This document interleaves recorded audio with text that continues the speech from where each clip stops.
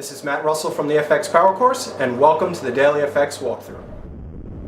So here are the four pairs that I will be discussing this evening: the Euro Pound, the Aussie Kiwi, the Pound Swiss, and the Euro Swiss. So let's go ahead and pull up the charts. The first chart is the Euro Pound, and not much has changed here since yesterday's report.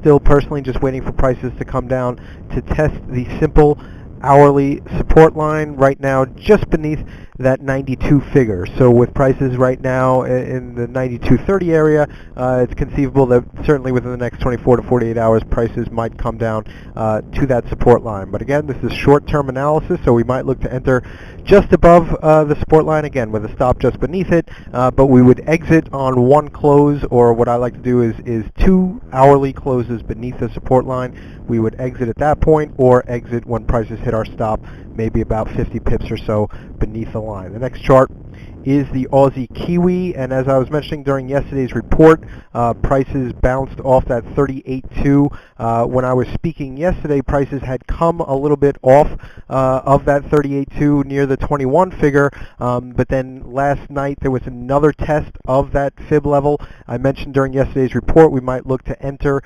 near that fib level, placing our stop in the 20.25 area, and we could see that prices came down, tested that fib level once again, took out the previous day's low by just a few pips, and then there was a massive over 200 pip rally in the pair later in the New York session. So right now, hopefully you were able to get an entry on this trade idea, and I would continue to hold the position right now. And what we can also do is add a simple resistance line, and that would be just connecting the highs.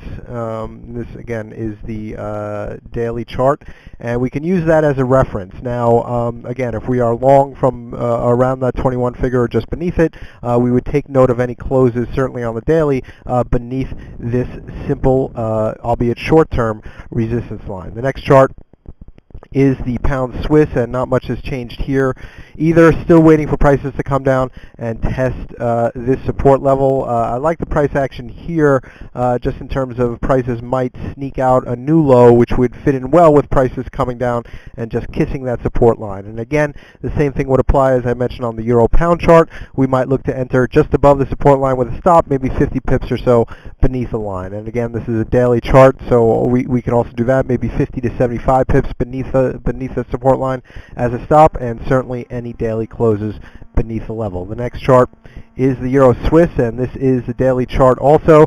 And as I was mentioning during yesterday's report, we had the bull flag pattern, and prices right now seem to be still within that pattern. We had a slight, just barely by a few pips, close outside the line there, but we can see this line is struggling to act as support, but I would still classify this as a good support level. And again, I personally, with this pattern, looking for an upside breakout of this bull flag pattern to test the longer term resistance line up there. But my confidence is waning just a little bit as prices seem to be hugging now that lower support line. So certainly with prices right now, in fact, just a few pips beneath that line, I would enter this trade with caution.